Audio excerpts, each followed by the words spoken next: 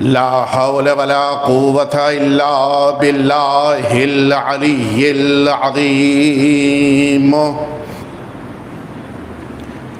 حسبنا الله ونعم الوكيل، نعم المولى ونعم النصير.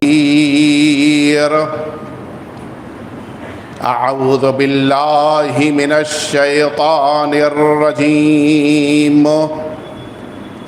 بسم الله الرحمن الرحيم. الحمد لله رب العالمين والعاقبة للمتقين،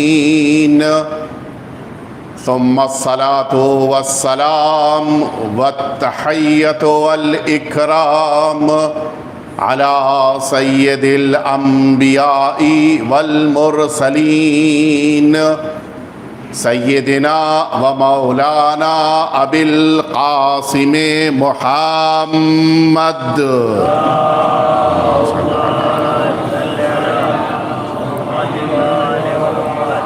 صلى الله عليه وعلى أهل بيته الأطيبين الأنجبين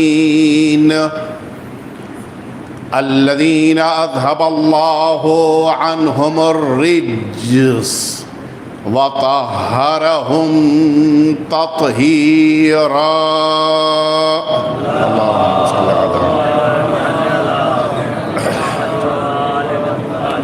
لا سيما الإمام المبين بقية الله في الأرضين، أرواحنا وأرواح العالمين لتراب مقدمه الفداء، واللعنة الدائمة الباقية على أعدائهم أجمعين. أما بعد، فقد قال الله الحكيم في كتابه المبين، وهو أصدق الصادقين وقوله الحق.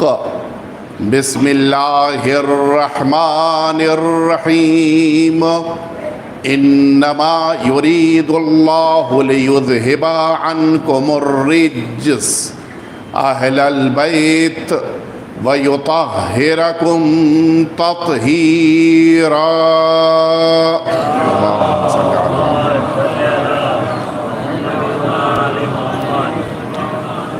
اذان محترم، یہ مجالس عزا جو اس عظیم الشان شہزادی کی یاد میں سوگ منانے کے لیے منعقد ہوتی ہیں کہ جس شہزادی کو اللہ رب العزت نے اس کائنات میں سب سے عظیم درجہ عطا کیا ہے، ظاہر ہے کہ اس مخدوم عالم کی بارگاہ میں نہ صرف یہ کہ ہم سبھی کو شفاعت کے لیے دعا کرنی ہے، بلکہ معرفت کے مراحل کو طے کرتے ہوئے جناب سیدہ کے مصائب کا پرسہ اہل بیت اطہار کی بارگاہ میں پیش کرنا ہے۔ اور ایک عنوان جو آج کی اس مجلس عزا کا ہے کہ جس میں آپ سبھی اس مرد مؤمن کے لیے ایصال ثواب کر رہے ہیں کہ جن کا بظاہر کل انتقال ہوا، اور یقیناً مرحوم کے ورثاء کے لیے سخت مرحلہ ہے، لیکن جب یہ احساس پیدا ہو جائے کہ تاریخیں ایسی ہیں کہ جن تاریخوں میں اس دنیا سے رخصت ہونے والا اس عظیم الشان شہزادی کی شفاعت کا مستحق بنتا ہے کہ جنہیں اللہ میدان محشر میں مؤمنین اور خاص طور سے شیعوں کی شفاعت کے لیے نہ صرف یہ کہ موقع دے گا بلکہ شہزادی ان شیعوں کے ساتھ جنت میں قدم رکھیں گی۔ یقیناً شہزادی کی شفاعت یقیناً شہزادی کے ساتھ محشور ہونے کی سعادت اس مرد مومن کے لیے ہے کہ جو ان تاریخوں میں اہل بیت اطہار کی بارگاہ میں حاضر ہو رہے ہیں، اور ان کے لیے جو انتقال کر گئے اور وہ تمام مرحومین جو اس دنیا سے اڑ گئے، ان سبھی کے درجات کی بلندی اور مغفرت کے لیے مل جل کے آپ سبھی صلوات بھیج دیجئے۔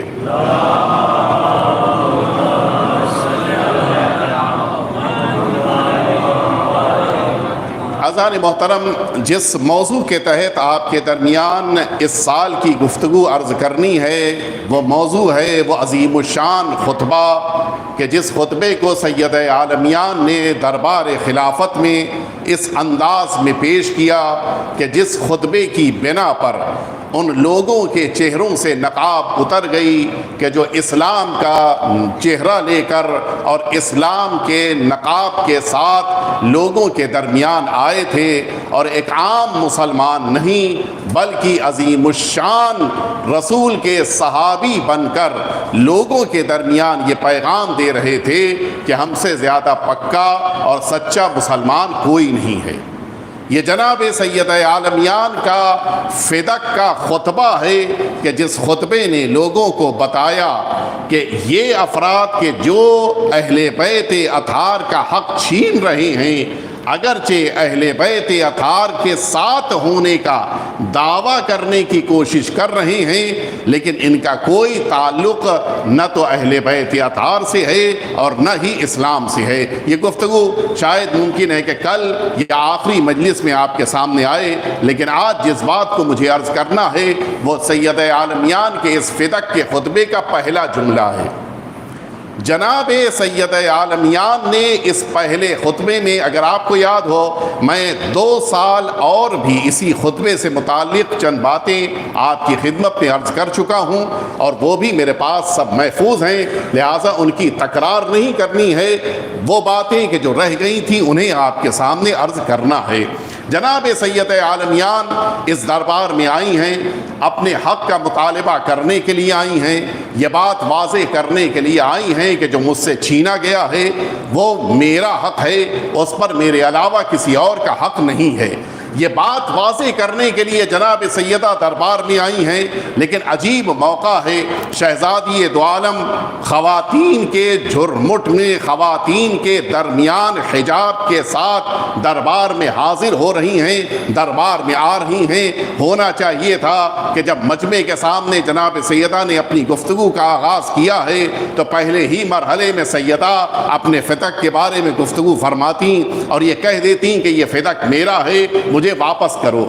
لیکن آپ کو تعجب ہوگا، اس خطبہ فتق کو جناب سیدہ نے اپنے فتق کے مقدمے کے بیان سے نہیں شروع کیا، بلکہ جناب سیدہ نے اس خطبے کا آغاز اللہ کی حمد کے ذریعے کیا، اس کے بعد اللہ کی توحید کو بیان کیا، اس کے بعد رسالت مآب کی عظمت کو واضح کیا، اس کے بعد ولایت اور امامت کو لوگوں کے سامنے پیش کیا، بیان کیا، اور اس کے بعد جناب سیدہ نے اسی خطبے میں وہ تمام احکام اسلامی کہ جو ایک مسلمان پہ اللہ نے فرض کیے ہیں، ان تمام احکام کے اسرار و رموز اور فلسفے کو جناب سیدہ نے بیان کیا۔ اور یہ سب بیان کرنے کے بعد اب سیدہ فرماتی ہیں کہ اعلموا انی فاطمہ، لوگوں جان لو کہ میں فاطمہ ہوں۔ کچھ آپ نے محسوس فرمایا، جناب سیدہ نے اپنی گفتگو کا آغاز توحید سے کیا ہے، اس کے بعد رسالت کا ذکر کیا، اس کے بعد ولایت کا تذکرہ کیا، اس کے بعد احکام شریعت کو بیان کیا۔ جب ان سبھی کو بیان کر لیا، گویا پورا دین جناب سیدہ نے پیش کر دیا۔ اس دین کا ایک حصہ توحید ہے، ایک حصہ رسالت کا عقیدہ ہے، ایک حصہ ولایت و امامت ہے، اور پھر اس کے بعد جو مرحلہ ہے وہ انسان کے عمل کا ہے۔ تمہیں نماز پڑھنی ہے، تمہیں روزہ رکھنا ہے، تمہیں حج پہ جانا ہے، تمہیں خمس و جہاد کے لیے آگے بڑھنا ہے، یہ ساری چیزوں کے فلسفے کو بیان کیا، گویا پورا دین جناب سیدہ نے پیش کر دیا۔ اور اب پورا دین بیان کر لینے کے بعد شہزادی دو عالم بھرے مجمع سے کہتی ہے کہ اعلموا انی فاطمہ، جان لو کہ میں فاطمہ ہوں۔ آپ کچھ متوجہ ہوئے؟ سیدہ اس امت کو بتانا چاہ رہی ہیں پہلے دین کو پہچانو تب فاطمہ کو پہچان پاؤ گے۔ صلوات بھیج دے محمد و آل محمد پہ۔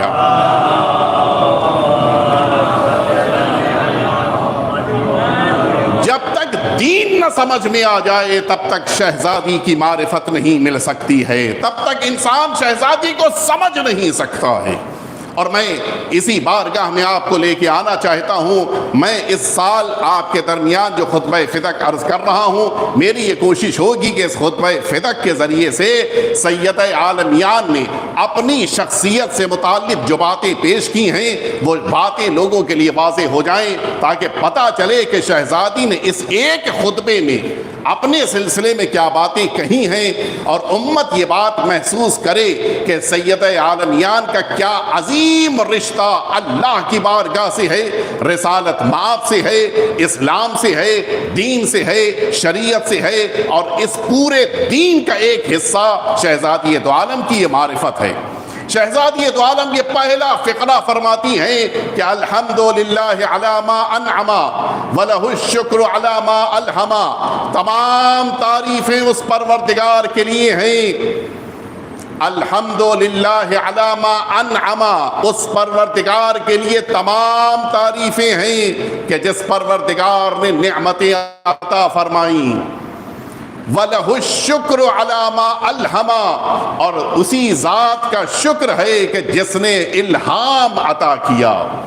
یہ دو لفظیں ہیں، شاید میرے وقت میں اتنی وسعت نہیں ہے کہ ساری وضاحتیں آپ کے سامنے عرض کر سکوں، لیکن اتنا ضرور عرض کرنا ہے، نعمتیں پروردگار کی عظیم الشان ہیں، اور جناب سیدہ نے ان نعمتوں کا ذکر کرتے ہوئے ایک خاص نعمت کا بھی ذکر کیا۔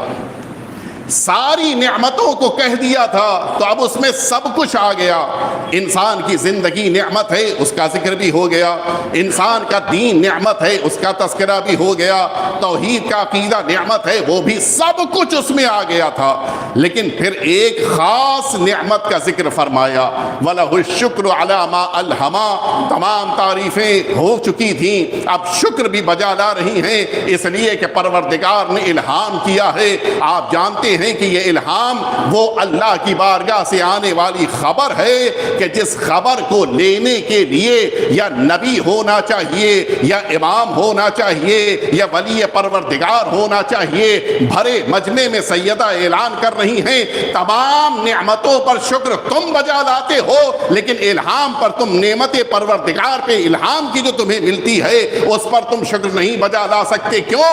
اس لیے کہ الہام اسے ملتا ہے جسے اللہ ولی قرار دیتا ہے۔ سیدہ مجمع میں اعلان کر رہی ہیں نعمتیں صرف تمہیں ملتی ہیں، لیکن الہام ہم اہل بیت کو عطا کیا جاتا ہے۔ یہ الہام اللہ کی بارگاہ سے سب کے لیے نہیں آتا۔ اب میں آپ کی خدمت میں عرض کروں، جناب سیدہ نے اس ایک جملے کے ذریعے سے جس بات کو امت تک پہنچایا ہے اس پر آپ کی توجہ میں چاہتا ہوں۔ ساری نعمتوں کے لیے بندوں کی ذمہ داری ہے کہ نعمت لینے کے بعد اللہ کے شکر گزار بنے، ہم سب کی ذمہ داری ہے۔ نعمت اللہ دے گا، ہمیں اس کی بارگاہ میں شکر گزار بننا ہے۔ پوری توجہ میں آپ کی چاہتا ہوں۔ اللہ نے ہمیں حیات دی ہے، شکر ہمیں انجام دینا ہے۔ اللہ نے ہمیں نعمت دین دیا، شکر ہمیں بجا لانا ہے۔ اللہ نے ہمیں نعمت عقیدہ رسالت دیا، شکر ہمیں بجا لانا ہے۔ کیوں؟ اس لیے کہ نعمتوں کی خاصیت یہ ہے کہ یہ نعمت اللہ کی بارگاہ سے آتی ہیں، شکر بندے کی طرف سے جاتا ہے۔ یہ دو چیزیں، نعمتیں آئیں گی، شکر جائے گا۔ یہ سلسلہ ساری دنیا میں اللہ نے رکھا ہے، سارے انبیاء کے لیے یہی سلسلہ ہے، سارے اولیاء کے لیے یہی سلسلہ ہے، سارے نبیوں کے لیے اللہ نے یہی طریقہ کار رکھا، سب کے لیے یہی ہے۔ جناب آدم کو اللہ نعمت دے گا، شکر آدم بجا لائیں گے۔ جناب نوح کو اللہ نعمت دے گا، شکر نوح بجا لائیں گے۔ جناب عیسیٰ کو اللہ نعمت دے گا، شکر عیسیٰ بجا لائیں گے، جناب ابراہیم کو اللہ نعمت دے گا، شکر ابراہیم بجا لائیں گے، حتیٰ پیغمبر اللہ آخری نبی کو نعمت دے گا، شکر پیغمبر بجا لائیں گے۔ ساری دنیا کا طریقہ کار یہی ہے کہ نعمت اللہ کی بارگاہ سے آئے گی، شکر ادھر سے جائے گا۔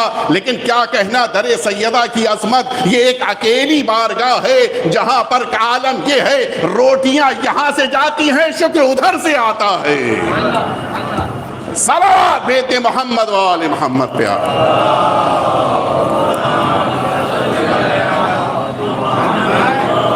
سب سے منفرد بارگاہ ہے تو جناب سیدہ کی بارگاہ ہے۔ نعمتیں ادھر سے آئیں گی، شکر ادھر سے جائے گا، لیکن سیدہ کے دروازے سے روٹیاں جائیں گی، ادھر سے شکر کی شکل میں اللہ کی بارگاہ سے آیتیں آ جائیں گی۔ ہے کوئی دنیا میں کہ جو ان آیتوں کو اللہ کی بارگاہ سے اتروا لے؟ ہے کوئی اس دنیا میں جو رب العزت کی بارگاہ سے شکر، وہ بھی اس اعلان کے ساتھ کہ انما نطعمکم لوجہ اللہ لا نرید منکم جزاء ولا شکورا، کہ ہم صرف اور صرف اللہ کے لیے عطا کرتے ہیں، دیتے ہیں۔ ہم کسی بھی انسان سے نہ شکر چاہتے ہیں نہ جزا چاہتے ہیں۔ عجیب انداز ہے، جملہ زمین پہ کہا جا رہا ہے، آیت بن کے آسمان سے اتر رہا ہے۔ یہ ہے جناب سیدہ کی عظمت، اور اسی لیے جناب سید عالمیان کو اللہ رب العزت نے اس کائنات میں یہ عظیم عہدہ دیا ہے۔ اور اب میں آپ کی خدمت میں عرض کروں، نعمت جتنی بڑی ہوتی ہے شکر بھی اتنا ہی بڑا ہوتا ہے۔ یہ قانون ہے۔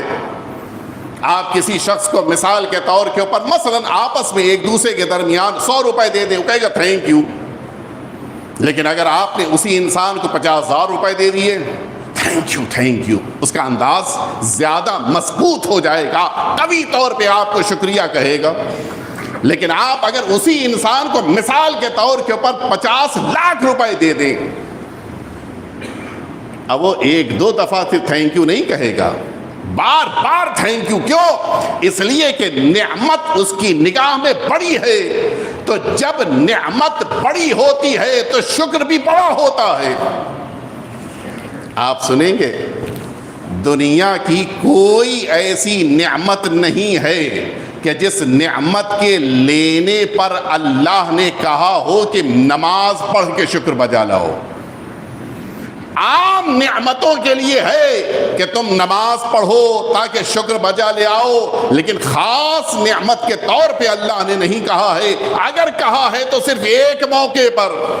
ارشاد رب العزت ہوتا ہے کہ اے پیغمبر انا اعطیناک الکوثر، اے پیغمبر ہم نے کوثر دیا، فصلی۔ اب آپ اس نعمت کے ملنے پر نماز کے ذریعے سے شکر بجا لائیں۔ اس کے معنی ہے دنیا کی نگاہ میں چھوٹی موٹی چیزیں نعمت ہیں، اللہ جب اپنے حبیب کو دیتا ہے تو سیدہ اتنی بڑی نعمت ہے کہ اب نماز کے ذریعے شکر بجا لایا جائے گا۔ سیدہ اس عظیم نعمت کا نام ہے۔ اور آئیے میں آپ کو اب لے کے چلوں، جتنی بڑی نعمت اتنا بڑا شکر۔ اب یہاں سے تھوڑی سی میں آپ کی توجہ چاہوں گا تاکہ ایک مرحلے تک میں آپ کو لے کے آ جاؤں اور یہ بات ہمارے ذہنوں تک پہنچ جائے کہ اللہ کی کتنی عظیم نعمت جناب سید عالمیان ہیں، بہت بڑی نعمت ہیں۔ ہم اور آپ اس نعمت کی معرفت کے باب میں اگر قدم رکھنا چاہیں تو آپ یقین جانیں عمریں گزر جائیں لیکن معرفت کا پہلا زینہ نہیں طے کر سکتے۔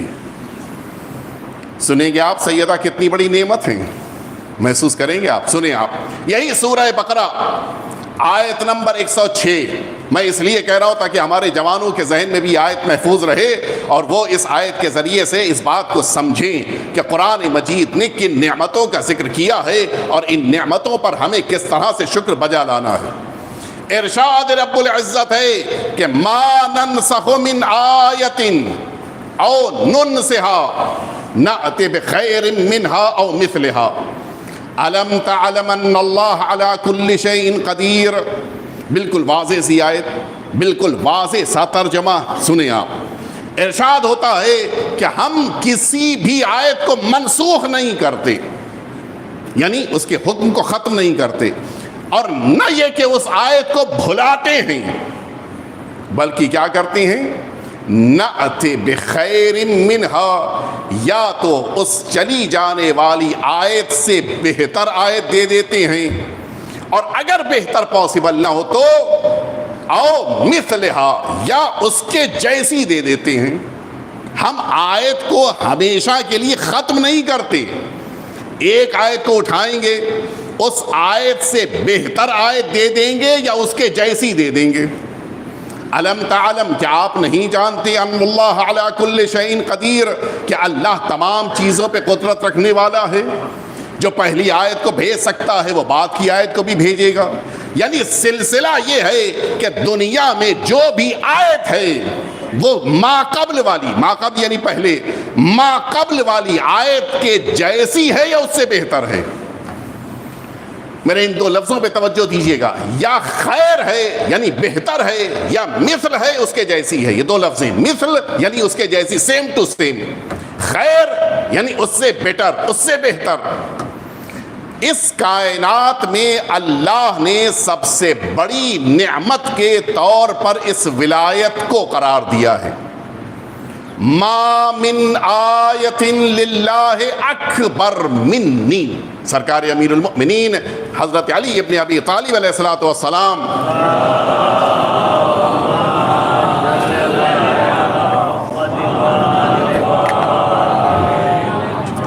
فرماتے ہیں کہ اللہ کی کوئی آیت ایسی نہیں ہے کہ جو مجھ سے بڑی ہو، سب سے بڑی آیت۔ اور فرمایا آپ نے، قرآن نے کیا کہا تھا، ما ننسخ من آیت او ننسها، نہ تو آیت کو منسوخ کرتے ہیں نہ آیت کو ہم بھلا دیتے ہیں، نأتی بخیر منہا، یا تو اس سے بہتر، خیر او مثلہا یا اس کے جیسی۔ پہلی آیت اللہ نے رب الکائنات نے، رب العرض نے پہلی آیت جو زمین پر بھیجی ہے وہ جناب آدم کی شکل میں ہے۔ پہلی آیت ہے جو زمین پہ آ رہی، پوری توجہ سے سنیں آپ، جناب آدم پہلی آیت ہیں۔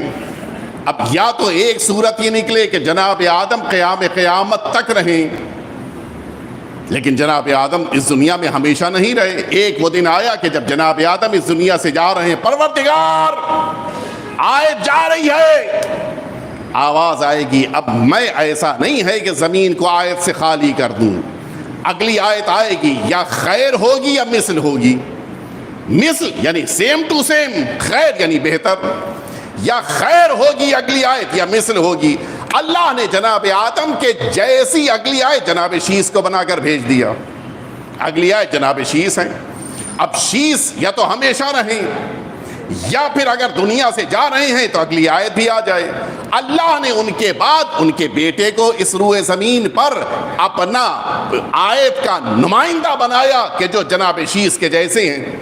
یہ سلسلہ آگے بڑھتا رہا یہاں تک کہ اس روئے زمین پر اگلی آیت کی شکل میں جناب نوح آئے۔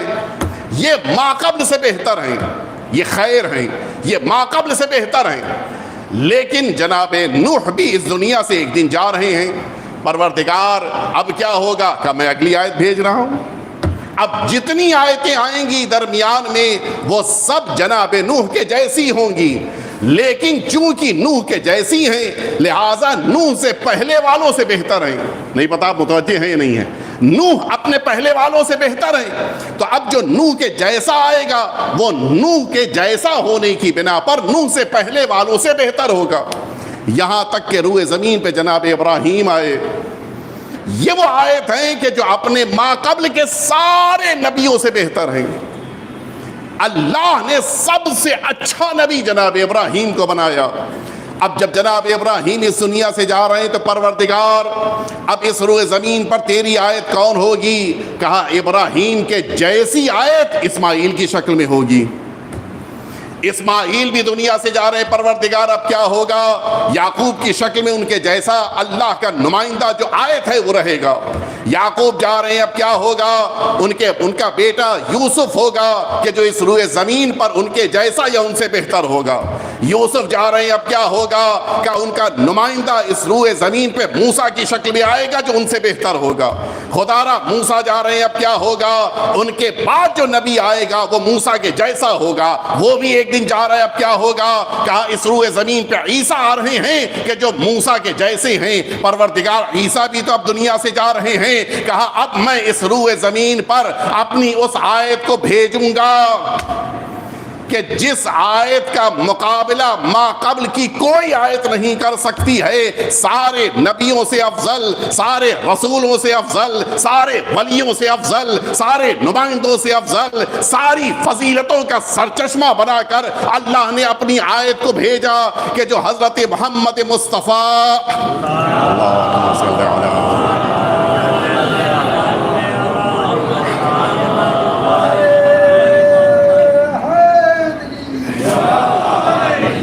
اس روئے زمین پہ ساری فضیلتوں کے ساتھ آ رہے ہیں، سب سے بڑی آیت پروردگار۔ اب یہاں سے میں آپ کی توجہ چاہوں گا، غور فرمائیں آپ۔ اب ایک راستہ تو یہ ہے کہ یہ سب سے بہتر آیت، ان سے بہتر کوئی آیت نہیں، ان سے بہتر کوئی ولی نہیں، ان سے بہتر کوئی رسول نہیں، ان سے بہتر کوئی نبی نہیں۔ پروردگار انہیں قیامت تک باقی رکھ لے تاکہ اس روئے زمین پر یہ تیری آیت قائم رہے۔ لیکن ہم نے ایک دن دیکھا کہ اب اللہ کے سب سے بہتر رسول بھی اس دنیا سے جا رہے ہیں۔ خدا را کیا یہ روئے زمین تیری آیت سے خالی ہو جائے گی؟ کیا تیرا کوئی نمائندہ نہیں ہوگا؟ کہ نہیں نمائندہ تو ہوگا۔ کیا پیغمبر سے افضل ہو سکتا ہے؟ کہ نہیں پیغمبر سے افضل نہیں ہوگا۔ تو کیا پیغمبر سے کمتر ہوگا؟ کہ نہیں پیغمبر سے کمتر بھی نہیں ہو سکتا۔ اس لیے کہ قانون یہ ہے کہ جب آیت اٹھائی جاتی ہے تو اگلی آیت یا بہتر ہوتی ہے یا اس کے جیسی ہوتی ہے۔ پروردگار اب کون سی آیت ہے؟ کہا تم نے دیکھا نہیں، ہم نے پیغمبر کے بعد ایک ایسی آیت کو بھیجا کہ جو لہم کا لہمی کے مرحلے میں ہے، جو دموں کا دمی کے مرحلے میں ہے۔ اے علی تم میرے جیسے ہو، تمہارا اٹھنا میرے جیسا، تمہارا بیٹھنا میرے جیسا، تمہارا بات کرنا میرے جیسا۔ اور یہ میں اپنی طرف سے نہیں کہہ رہا ہوں۔ 25 سال ایک بہت لمبا وقت ہوتا ہے۔ 25 سال کوئی چھوٹا موٹا پیریڈ نہیں ہے۔ اسی مدینہ طیبہ میں 25 سال کے بعد مسجد پیغمبر ہے۔ بعد پیغمبر پورے 25 سال گزرے۔ اب جو مسجد پیغمبر میں مصلی پر رسول کے جیسی آیت نے نماز پڑھی، سنیں گے آپ، سارا اصحاب پیغمبر کا مجمع ادھر نماز مکمل ہوئی، سارا مجمع کھڑا ہو گیا اور آ کے گلے مل کے کہہ رہا ہے اے علی ہم نے 25 سال کے بعد رسول کے جیسی نماز پڑھی ہے۔ اس کے معنی کہ 25 سال نماز تو ہوئی ہے لیکن رسول کے جیسی نہیں ہوئی۔ کیوں؟ اس لیے کہ جو پڑھا رہا تھا وہ رسول کے جیسا نہیں تھا۔ اب وہ آیا ہے جو رسول کے جیسا ہے۔ اب امیر المؤمنین اس روئے زمین پر مثل پیغمبر ہیں۔ غور فرمایا آپ نے؟ اب یا تو امیر المؤمنین اس کائنات میں آخر تک رہیں، یا پھر اگر درجہ شہادت پر فائز ہو رہے ہیں تو اے میرے پروردگار اس روئے زمین پہ کیا تیری آیت نہ رہے گی؟ کہ میں نے علی کے جیسی آیت اس روئے زمین پہ رکھی ہے جو امام حسن کی شکل میں ہے، ان کے بعد کیا ہوگا؟ کہ میں نے آیت امام حسین کی شکل میں رکھی ہے، ان کے بعد کیا ہوگا؟ کہ میں نے امام سجاد کی شکل میں رکھی ہے، ان کے بعد کیا ہوگا؟ امام باقر کی شکل میں آیت رکھی ہے، ان کے بعد کیا ہوگا؟ امام صادق کی شکل میں آیت رکھی ہے، ان کے بعد کیا ہوگا؟ امام کاظم کے جیسی آیت رکھی ہے، ان کے بعد کیا ہوگا؟ امام علی رضا جیسی آیت رکھی ہے، ان کے بعد کیا ہوگا؟ امام محمد تقی جیسی آیت رکھی ہے، ان کے بعد کیا ہوگا؟ امام علی نقی جیسی آیت رکھی ہے، ان کے بعد کیا ہوگا؟ امام حسن عسکری جیسی آیت رکھی ہے۔ پروردگار ان کے بعد کیا ہوگا؟ کہا اب ایسی آیت کو بھیجوں گا جو ما قبل کے جیسی ہوگی لیکن ایسی عظیم ہوگی کہ جن پر پوری قیامت رکی رہے گی۔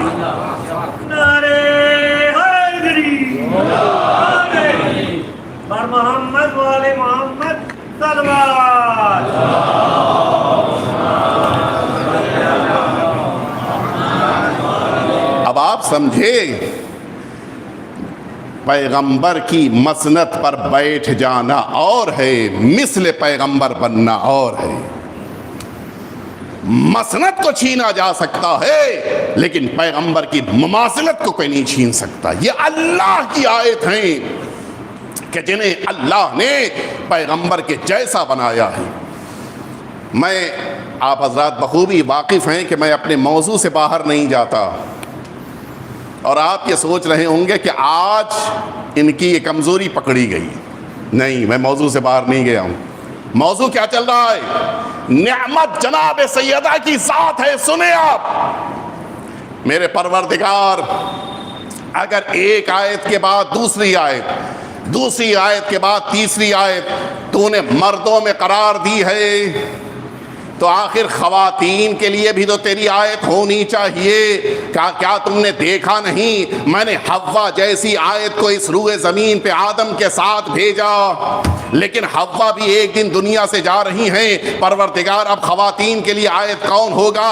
کہا یا تو اس کے جیسی آئے گی یا اس سے بہتر ہوگی۔ کون آ رہا ہے؟ کہا دیکھا نہیں آسیہ بنت مزاحم آ رہی ہے۔ میرے پروردگار ان کے بعد کون آئے گا؟ کہا دیکھا نہیں مریم بنت عمران آ رہی ہیں کہ جو ساری عورتوں کے درمیان سردار ہیں۔ اے میرے پروردگار مریم بھی اب دنیا سے جا رہی ہیں، اب کیا ہوگا؟ کہا اب میں نے خدیجہ کی شکل میں بھیجا ہے کہ جو میری طرف سے آیت پروردگار ہے۔ اے میرے پروردگار اب خدیجہ بھی دنیا سے جا رہی ہیں، اب اگلی آیت وہ ہو جو یا تو خدیجہ جیسی ہو یا خدیجہ سے بہتر ہو۔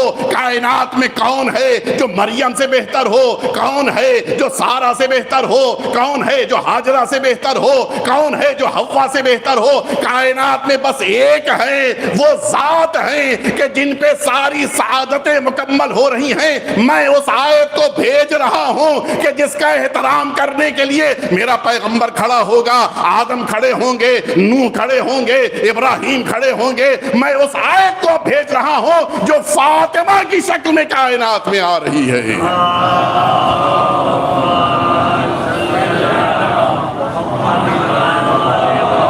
یہ اللہ کی وہ آیت ہیں کہ جب ان سے بہتر اب کوئی نہیں آ سکتا۔ ایک جملہ اور کہتا چلوں، ابھی اسی مہینے میں بعض روایتوں کی بنا پہ ایک عظیم الشان شہزادی کے روز ولادت کا جشن بھی آپ نے منایا ہے۔ اے میرے پروردگار، اس کائنات سے ایک دن جناب سیدہ بھی رخصت ہو رہی ہیں۔ اب کون ہے کہ جو مثل فاطمہ بنے؟ ہے کوئی جو مثل فاطمہ بنے؟ کوئی ہے؟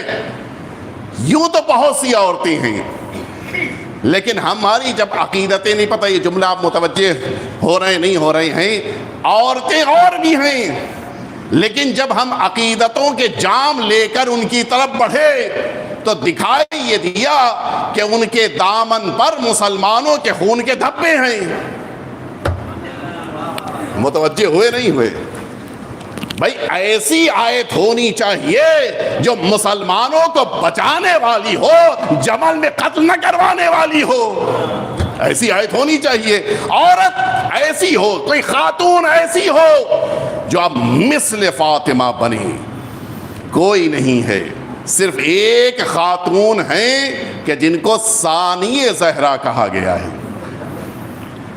دیکھیے، مثل ہونا اور ہوتا ہے، ثانی ہونا اور ہوتا ہے۔ مثال کے طور پہ ایک شخص ہے کہ جو اپنے باپ کے نقش قدم پہ چل رہا ہے، اس کے چلنے کا انداز والد کے جیسا ہے، اس کے بولنے کا انداز والد کے جیسا ہے، اس کے اٹھنے بیٹھنے کا انداز والد کے جیسا ہے، کہا جائے کہ یہ اپنے والد کا شبیہ ہے۔ لیکن جس موقع پر وہ اپنے والد کے کاموں کو پورا کر رہا ہو، والد کے مشن کو پورا کر رہا ہو، والد کی ذمہ داریوں کو پورا کر رہا ہو، تب شبیہ نہیں کہا جاتا ہے، ثانی کہا جاتا ہے۔ جناب زینب علیہ مقام کا لقب مثل فاطمہ نہیں ہے، ثانی فاطمہ ہے۔ یہ اس بات کی علامت ہے کہ اب جناب سیدہ کے بعد اللہ نے جناب زینب کو اپنی آیت بنایا ہے۔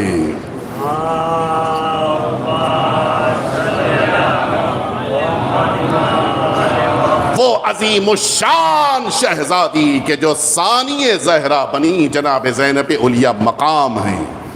وقت نہیں ہے کہ میں عرض کروں کہ جناب زینب علیہ مقام کو اللہ نے کیا درجہ دیا ہے، وہ کسی موقع پہ عرض کروں گا، لیکن آج اپنے موضوع کے اوپر باقی رہتے ہوئے جناب سیدہ کو اللہ نے اس کائنات میں اپنا نمائندہ بنایا ہے، اور جناب سیدہ کے بغیر اسلام مکمل نہیں ہو سکتا۔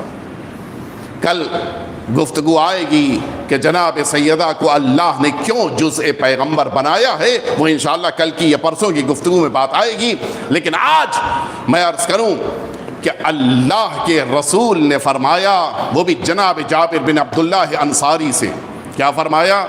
ان اللہ جعل علیا وزوجتہ وابناءہ حجج اللہ علی خلقہ، اللہ نے امیر المؤمنین کو، ان کی زوجہ کو اور ان کے بیٹوں کو اس روئے زمین پر موجود اپنے مخلوقات کے لیے حجت بنایا ہے۔ بہت بڑی بات ہے۔ یہ حجت کیوں کہا؟ حجت اس ایک بنا پہ کہا۔ دیکھیے، اگر واقعی طور پہ آپ غور کریں، جناب سیدہ عالمیان حجت پروردگار ہیں، اگر واقعاً جناب سیدہ فدق کا مقدمہ لے کر دربار میں نہ گئی ہوتی تو ساری امت کے درمیان یہی شہرت ہوتی کہ فدق تو جناب سیدہ کا معاذ اللہ نہیں تھا، وہ تو حاکم نے لے لیا اس لیے کہ حاکم کا حق تھا۔ اس سے دو باتیں سمجھ میں آتی امت کو، ایک حق جناب سیدہ کا نہیں تھا، دوسرے جس نے لیا وہ وارث پیغمبر ہے۔ کچھ غور فرما رہے ہیں آپ؟ ایک فدق کے رکھنے کی بنا پر یہ بات بھی ثابت ہو جاتی اگر سیدہ نہ آتی کہ جناب سیدہ کا معاذ اللہ حق نہیں ہے، اور جس کے پاس ہے وہ حقیقی طور پہ رسالت مآب کا وارث ہے۔ سیدہ نے مسجد پہنچ کر دربار میں فدق کا مطالبہ کرتے ہوئے صرف اپنا حق نہیں ثابت کیا ہے، بلکہ یہ بھی ثابت کر دیا کہ جو مسند پہ بیٹھا ہے وہ غاصب ہے، وارث پیغمبر نہیں ہے۔ ایک سیدہ کا عمل ہے کہ جس کی بنا پر بات واضح ہو گئی کہ سیدہ اس باغ فدق کی مالکہ ہیں، اور یہ ولایت اور امامت اور خلافت ہے کہ جو امیر المؤمنین کا حق ہے۔ میں عرض کروں آپ کی خدمت میں، اللہ نے جناب سیدہ کو روئے زمین پر اس انداز میں اپنا نمائندہ بنایا ہے، اپنی آیت قرار دیا ہے کہ اب سارے ایمان کے مراحل طے ہوں گے تو سیدہ کے ذریعے طے ہوں گے۔ یہ جملہ میں کیوں کہہ رہا ہوں؟ آپ شریعت کے ماشاءاللہ سے سبھی بہترین طریقے سے واقف کار ہیں۔ شریعت کے قوانین میں سے قانون ہے کہ آپ کو ان تمام اللہ کے نمائندوں کو ماننا ہے کہ جنہیں اللہ نے روئے زمین پہ اپنی بارگاہ سے بھیجا ہے۔ ہوتا ہے کبھی کبھی انسان کو کچھ لوگ پسند نہیں آتے، کہ بھائی نہیں، میں جناب آدم کو نہیں مانوں گا۔ نہ مانیے، اسلام سے باہر چلے جائیے گا۔ میں جناب ابراہیم کو نہیں مانوں گا، نہ مانیے، کس نے پابندی لگائی، لیکن بس اسلام سے باہر چلے آئیے۔ جناب عیسیٰ کو نہیں مانوں گا، نہ مانیے، اسلام سے باہر آ جائیے۔ کسی ایک بھی اللہ کے نمائندے کا انکار کیا، اسلام سے باہر۔ یہ نہیں ممکن ہے کہ آپ نمازیں پڑھتے تو اللہ جنت بھیج دے، نہیں، جنت ملے گی لیکن اللہ کے نمائندوں کا اقرار ضروری ہے۔ اور یہ طے شدہ ہے کہ اگر انسان کو جنت جانا ہے تو عمل کی دنیا میں تو عمل ہیں، لیکن عقیدے کی دنیا میں اللہ کے سارے نمائندوں کو ماننا ہے۔ غور فرمائے میں کیا عرض کر رہا ہوں؟ اللہ کے نمائندوں میں کسی ایک کا انکار کیا پھر آپ جنتی نہیں ہو سکتے۔ ایک حدیث ہے جس کو ساری امت نے بڑے ہی تاکید کے ساتھ لکھا ہے اور اس میں کوئی اختلاف نہیں، وہ کسی بھی مسلک کا انسان ہو، کسی بھی نظریے کی کتاب ہو، اس میں یہ حدیث ضرور ہے، ساری امت کی کتاب میں۔ کیا حدیث ہے؟ کہ اول من يدخل الجنہ ابنتی فاطمہ، سب سے پہلے جنت میں جو قدم رکھیں گی وہ میری بیٹی سیدہ فاطمہ ہوں گی. آپ نے کچھ اسی لیے امت مسلمہ میں یہ لفظ ہمارے وہاں کم ہے. امت مسلمہ میں بقیہ کے وہاں ایک لفظ جناب سیدہ کے لیے استعمال ہوتا ہے کہ جناب سیدہ خاتون جنت ہیں. یعنی بقیہ کے بارے میں تو گفتگو بعد میں ہوگی. سیدہ کی جنت یقینی ہے، بلکہ سیدہ کی جنت یقینی کا مرحلہ نہیں ہے، سیدہ ہی کی بنا پہ لوگ جنت جائیں گے. تو اگر جناب سیدہ جنت جا رہی ہیں تو آپ انصاف سے بتائیں، اگر حیات پیغمبر میں سیدہ دنیا سے رخصت ہو جائیں تو اللہ کے نمائندے رسول اللہ ہیں، ان کو جناب سیدہ مانتی ہیں، مسئلہ نہیں ہے، جنت جا رہی ہیں. لیکن اگر بعد پیغمبر وہ اختلاف کے ساتھ 75 دن 95 دن، بعض اہل سنت کے وہاں 6 مہینے تک کی روایت موجود ہے، البتہ ہمارے وہاں نہیں ہے. ہمارے وہاں 75 اور 95 دن کی روایت ہے. برادران اہل سنت کے وہاں 6 مہینے تک کی روایت ہے کہ جناب سیدہ بعد پیغمبر 6 مہینے تک زندہ رہیں. مجھے اس سے بحث نہیں ہے، یہ تو طے ہے کہ ایک دن ہی مان لیجئے بعد پیغمبر جناب سیدہ با حیات ہیں. اور یہ بھی طے ہے کہ کسی اللہ کے نمائندے کا انکار کر دیا جائے تو انسان جنت نہیں جائے گا. تو پھر بعد پیغمبر وہ اللہ کا نمائندہ کون ہے کہ جسے سیدہ مان رہی ہیں اور جنت جا رہی ہیں؟ اگر یہ کہا جائے کہ سیدہ نے مانا ان کو ہے تو پھر مسئلہ یہ آئے گا کہ جس کو انسان مانتا ہے اس کی طرف سے چہرہ نہیں گھماتا ہے، جس کو انسان مانتا ہے اس کے سلام کے جواب دینے میں خاموش نہیں رہتا ہے، جس کو انسان مانتا ہے یہ نہیں کہتا ہے کہ میں دنیا سے چلی جاؤں گی لیکن تم سے راضی نہیں ہوں گی. انسان جس کو مانتا ہے کبھی اس سے یہ نہیں کہتا ہے کہ جب تک زندہ رہوں گی تب تک میں تم پہ لعنت بھیجتی رہوں گی. اس کے معنی ہے جنہیں امتی اللہ کا نمائندہ سمجھ رہے تھے انہیں سیدہ نہیں مانتی ہیں بلکہ سیدہ اسے مانتی ہیں جسے اللہ نے نمائندہ بنایا ہے. صلوات بیت محمد وآل محمد پہ.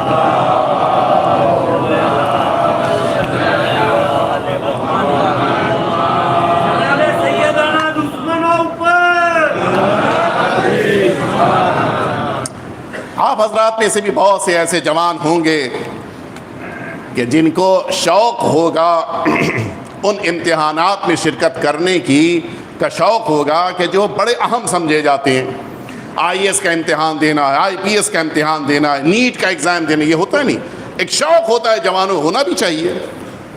بڑے بڑے کمپٹیشنز میں بیٹھنا ایک جوان کے اندر جذبہ ہونا چاہیے. ایک جوان ہے آئی ایس کے امتحان کی تیاری کر رہا ہے، وہ کیا کرے گا؟ وہ کتابیں بھی لے کے آئے گا، پڑھائی بھی کرے گا، لیکن ایک کام اور کرتا ہے. اس پہ توجہ دیجیے کہ میں کیا عرض کر رہا ہوں. یہ آئی ایس کے امتحان کی تیاری کرنے والا بیچارہ صبح میں نکلا، شام کو تھکا ماندہ گھر واپس پلٹا. والد صاحب نے پوچھا خیریت بیٹا کہاں گئے تھے؟ کیا وہ ڈھونڈنے گیا تھا کہ کوئی ایسا مل جائے کہ جس کو میں جانتا ہوں جو آئی ایس کے امتحان میں بیٹھا ہو، اپیئر ہوا ہو اور اس نے امتحان کلیئر کر لیا ہو. کیوں بیٹا؟ کہ اسے ایکسپیرینس لینا ہے، پوچھنا ہے کتنا پڑھا تم نے، کتنی دیر پڑھائی کرتے تھے، کس سے پڑھتے تھے، کون سی کتابیں پڑھتے تھے، تمہارا طریقہ کیا تھا. جو اس کی روش ہے اس سے پتہ چلے گا کہ اس روش پہ چلنے کی بنا پہ ہم کامیاب ہو جائیں گے. والد صاحب نے کہا کیا ہوا بیٹا؟ کہ کیا بتائیں، کوئی ملا ہی نہیں. کہہ رہے بیٹا بلا وجہ تم نے اتنی محنت کی، وہ پڑوس میں فلاں صاحب کے صاحبزادے ابھی پچھلی دفعہ امتحان میں بیٹھے تھے، لیکن کیا ہوا، وہ امتحان میں تو بیٹھے تھے. بیٹے نے کہا ڈیڈی آپ کو پتہ نہیں ہو تو فیل ہو گئے تھے، اپیئر تو ہوئے تھے لیکن کامیاب نہیں ہوئے. کہ اس میں کیا ہے، ان سے تجربہ تو لیا جا سکتا ہے کہ کتنی دیر پڑھا تھا، معلوم تو کر سکتے ہیں کون سی کتابیں پڑھی تھیں.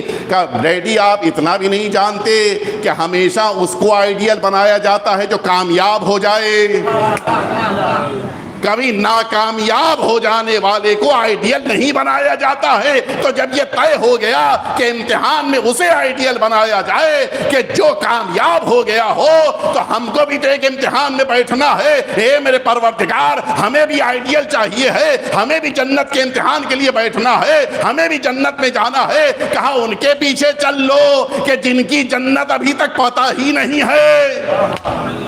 بقیہ سب کے بارے میں تو اختلاف ہے نا. وہ کب جائیں گے؟ کہا وہ رسول اللہ کے صحابی ہیں 70 سال عذاب اٹھائیں گے, اس کے بعد جنت جائیں گے. بعض روایتوں میں ہے کہ مدتوں جہنم میں رہیں گے اور اس کے بعد رسول کی شفاعت ملے گی, جائیں گے. ہم یہ نہیں مانتے, ٹھیک ہے, لیکن ہم ٹھیک ہے ان کی بات آدھی مانے لیتے ہیں, لیکن یہ تو طے ہے کہ وہ ناکامیاب ہوئے, لہذا شفاعت کے بعد جنت جائیں گے. ہمیں تو وہ چاہیے ہے کہ جس کی جنت کنفرم ہو, جس کے بارے میں رسول کہیں کہ اول من يدخل الجنہ ابنتی فاطمہ, سب سے پہلے جنت میں میری بیٹی فاطمہ قدم رکھے گی. ہمیں پتا چل گیا جنت سیدہ کی ملکیت ہے, جنت میں سیدہ سب سے پہلے جائیں گی. اب ہم ہاتھ جوڑ کے کھڑے ہو گئے, سیدہ ہمیں بھی جنت میں جانا ہے. اب آپ بتا دیجئے کس عقیدے کی بنا پہ آپ جنت جائیں گی, کس عمل کی بنا پہ آپ جنت جائیں گی. اچھا, عقیدے میں صرف ایک بات یہ نہیں ہے کہ کس کو مانا جائے, بلکہ اس میں یہ بھی ہے کس سے نفرت رکھی جائے. سیدہ بتا دیجئے کس سے آپ کو محبت ہے, کس سے آپ کو نفرت ہے, اور ہم بھی اپنا عقیدہ اسی پہ قائم کریں گے. سیدہ جس سے آپ کو محبت ہے اسی سے ہم محبت رکھیں گے, جس سے آپ کو نفرت ہے ہم بھی اسی سے نفرت رکھیں گے. ہمارے عقیدے کی بنیاد جناب سیدہ ہونی چاہیے. اسی لیے سارے مسائل ختم ہو جاتے ہیں جب سیدہ کی بارگاہ میں آ جائیں. پھر اب سوچنا نہیں ہے, معمولی بات نہیں ہے. وقت میرا پورا ہو گیا.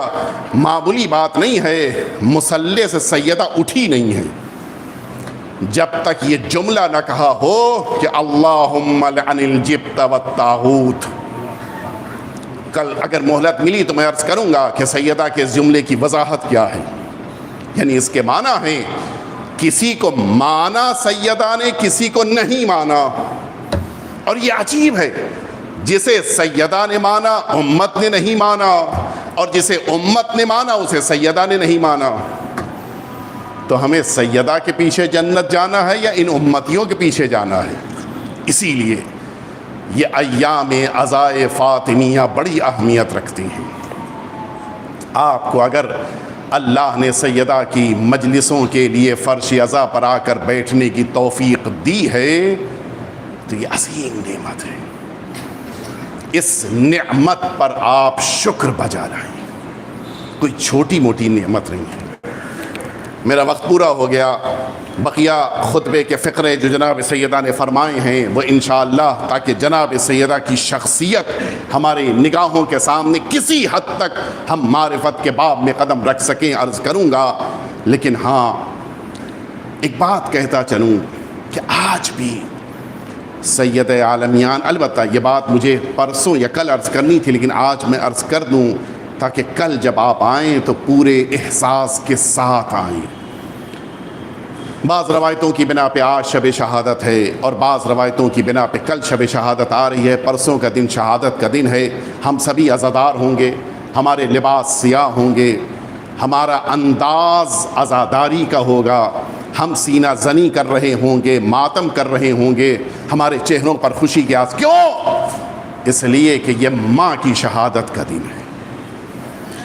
ہمارے پڑوسی ملک جب نیا یہی ملک بنا تھا ہندوستان سے ٹوٹ کے, تو بہت سے ایسے افراد تھے کہ جو قاضی اور جج بنائے گئے تھے. انہی کے دور کا ایک واقعہ میں عرض کروں جو واقعاً جب میں سنتا ہوں تو میری بھی رونگٹے کھڑے ہو جاتے ہیں. ایک مسلمان کہ جس کا تعلق سواد اعظم سے تھا, برادران اہل سنت کے, ایک قاضی, ایک جج ایک عدالت میں بیٹھے ہوئے تھے. ابھی بھی ہوتا ہے, اس زمانے میں زیادہ یہ دستور تھا. ابھی اعلان کا طریقہ بورڈ کے اوپر لکھ کے آ جاتا ہے, لیکن پہلے یہ زیادہ طریقہ تھا. ایک اردلی ہوتا تھا, ایک پیون ہوتا تھا عدالتوں میں, کورٹ میں, کہ جس کا کام یہ ہوتا تھا کہ اب اگلا مقدمہ کس کا ہے وہ نام لے کے اعلان کرتا تھا. فلاں اس کے مقدمے کا وقت آ گیا ہے, اندر آ جاؤ تاکہ اب تمہارے مقدمے کی سماعت شروع ہو. یہ جملہ کہا جاتا تھا. ابھی بھی بعض عدالتوں میں, کورٹ میں یہ ہوتا ہے. وہ اردلی ہوتا ہے, وہ پیون ہوتا ہے کہ جو اس بات کا اعلان کرتا ہے وہ خادم. جج اونچائی پہ بیٹھے ہوئے تھے, اچانک وہ اردلی, وہ پیون, وہ خادم اسی عدالت کے دروازے پہ آ کے کھڑا ہوا. باہر جو لوگ انتظار میں بیٹھے تھے ان کے درمیان اس نے بلند آواز سے کہا کہ اب جو مقدمہ شروع ہو رہا ہے وہ مقدمہ زمین سے متعلق ہے، اور اس مقدمے کے لیے جو اصل جس کا مقدمہ ہے وہ فاطمہ نام کی عورت اب عدالت میں اندر آ جائیں۔ آپ سنیں گے، ایک عام خاتون کا نام تھا فاطمہ، ایک عام لیڈی کا نام فاطمہ تھا۔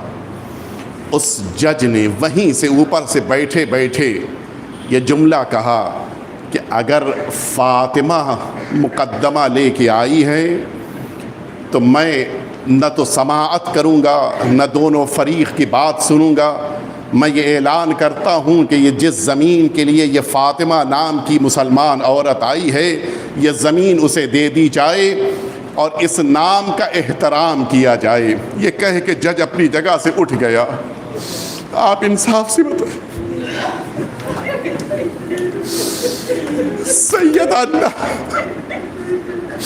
سیدہ نام تھا ایک خاتون کا، وہ جج برداشت نہیں کر پایا، کہتا ہے کہ میں اب اس مقدمے کو نہیں سنوں گا، یہ زمین اس خاتون کو دے دی جائے، اس نام کا احترام کیا جائے۔ آج کا ایک عام مسلمان نام سیدہ کا احترام کرتا ہے، لیکن حائر مدینہ رسول کی بیٹی دربار میں کھڑی رہی، اپنی باتوں کو پیش کرتی رہی، لیکن کوئی نہ آگے بڑھا۔ اے سیدہ آپ بیٹھ جائیے، کسی نے سیدہ سے بیٹھنے کے لیے بھی نہ کہا۔ یہی وجہ ہے، اسی لیے تاریخ نے لکھا ہے سیدہ ان خواتین کے ساتھ دربار میں گئی تھی، لیکن جب واپس پلٹی ہے سیدہ کی کمر جھک چکی تھی، سیدہ سہارا لے کے واپس آ رہی تھی۔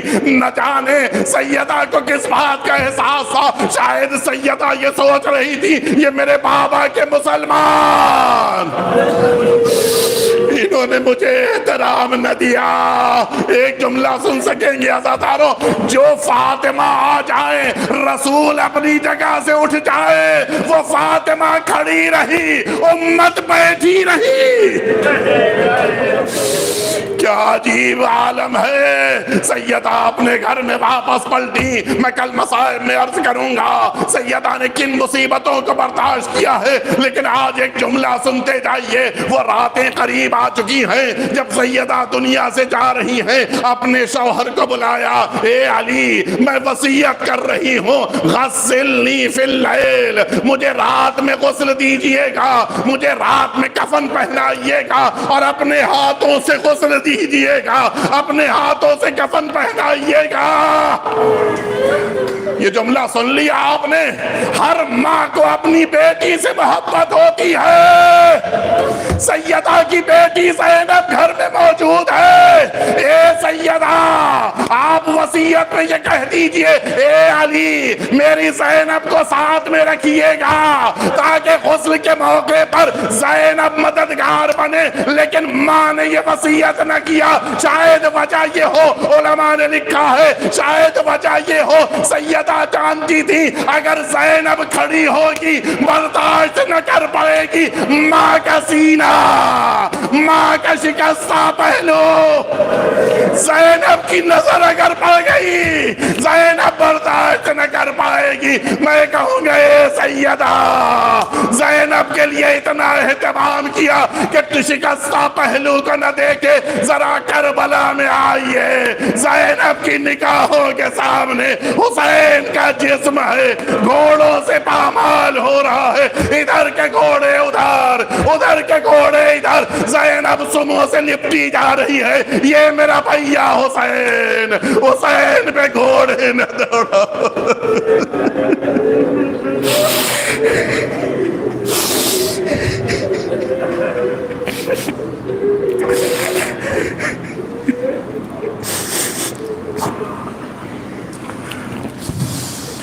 ألا لعنة الله على القوم الظالمين وسيعلم الذين ظلموا أي منقلب ينقلبون۔